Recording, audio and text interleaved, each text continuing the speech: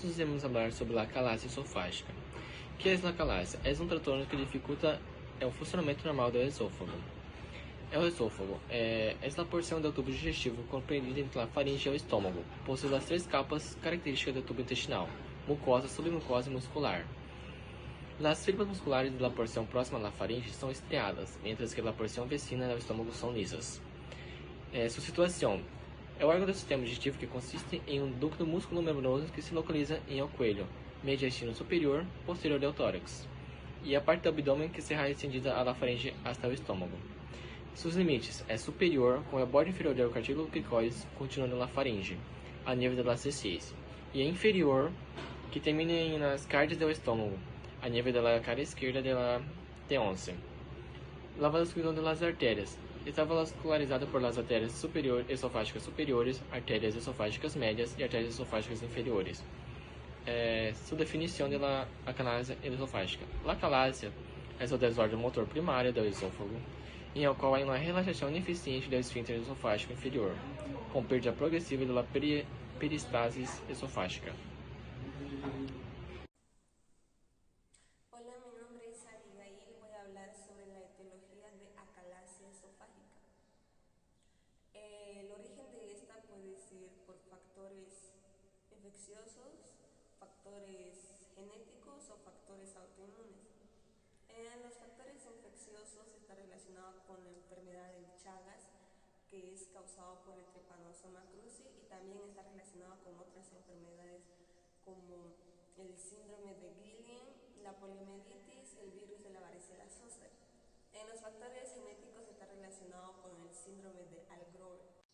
En factores autoinmunes puede ser por la presencia de anticuerpos antimientéricos, el infiltrado inflamatorio de células T, el aumento de la prevalencia de los antígenos HLA clase 2, o también pueden estar relacionados con otras enfermedades autoinmunes como el lupus eritematoso sistémico o el síndrome de Sjögren. Classificação primária e secundária. A primária se deve ao fracasso de las neurônias inibidoras do esôfago distal. Aparecem câmbios degenerativos de la invenção neural. Já a secundária se descreve em la enfermidade de Chagas, em la que infecção por Trypanosoma cruzi, causada la destruição do plexo mítrico, fracasso do peristaltismo e dilatação esofágica. Olá, mi nombre es Jéssica Correa e eu vou falar um pouquinho sobre os quadros clínicos. A rigidez da esfinge esofágica inferior faz com que a parte do esôfago imediatamente superior a ele seja muito mais grande e muitos sintomas começam a surgir com o resultado dessa dilatação. Os sintomas mais frequentes, os principais, da acalásia, são a dificuldade de tragar, tanto os alimentos sólidos quanto os alimentos líquidos.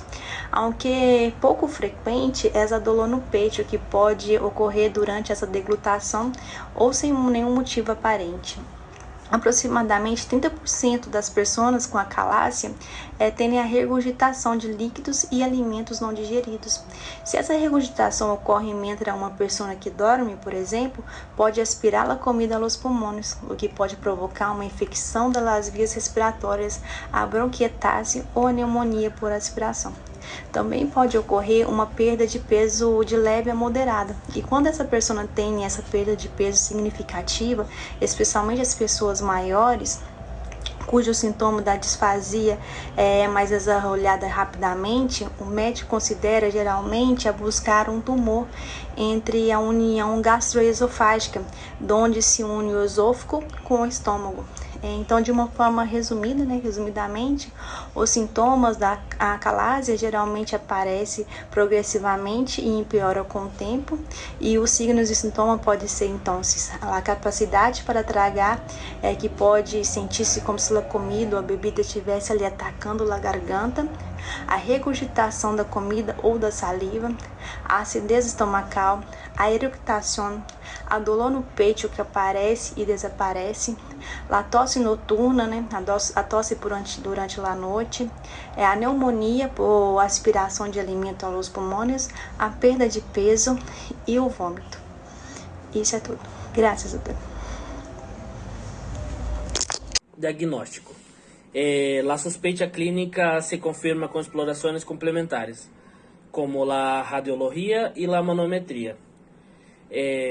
La endoscopia no es imprescindible para el diagnóstico, pero sí para descartar tumores que imitan los síntomas de la acalasia. La radiología comienza los estudios con contraste, muestran solo mal vaciamiento del esófago, sobre todo con el paciente tumbado. Más tarde el esófago se va dilatando y su extremo inferior se afila con un aspecto en punta de lápiz.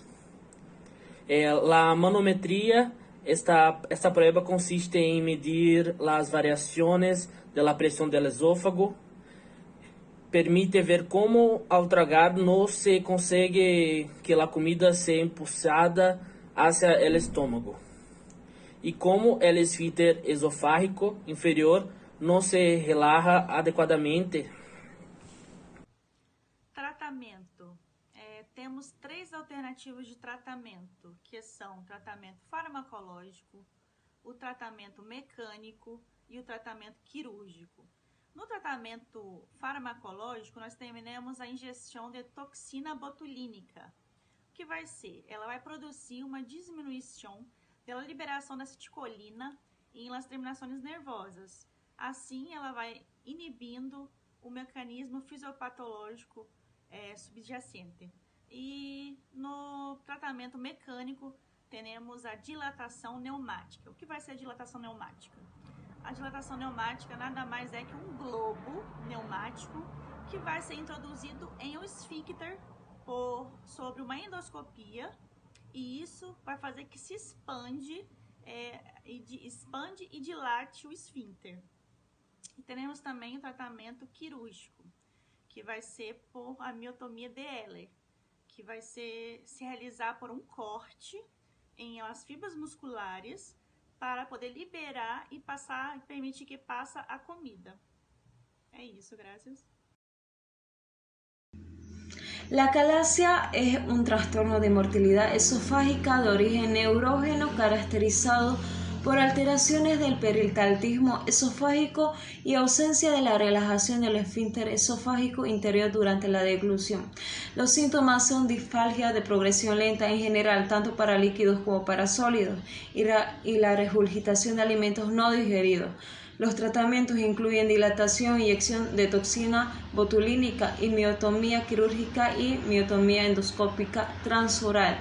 Se considera que la acalasia es causada por una pérdida de células ganglionares del plexo meentérico del esófago que provoca dinervación del músculo esofágico. El aumento de la presión del esfínter esofágico inferior causa obstrucción con dilatación secundaria del esófago. Es frecuente la retención esofágica de alimentos y líquidos no digeridos. La acalasia es una patología etiológica desconocida y de principal desarrollo en la edad adulta. En muchos casos se presentan manifestaciones clínicas inespecíficas dificultando su diagnóstico temprano. Luego de presentarse la sospecha diagnóstica de la historia clínica del paciente, se establece por medio de la manometría su diagnóstico, manejo y seguimiento en gran importancia para evitar una dilatación esofágica. Además de que se ha descrito que la entidad presenta riesgo de predisponer a generación de cáncer esofágico. Y en los pacientes con disfagia de sólidos y líquidos se debe considerar como posible causa la manometría. Es la indicada para establecer el diagnóstico, además de basarse en distintos estudios radiológicos que se realizan antes de esta. Muchas gracias y Dios los bendiga mucho.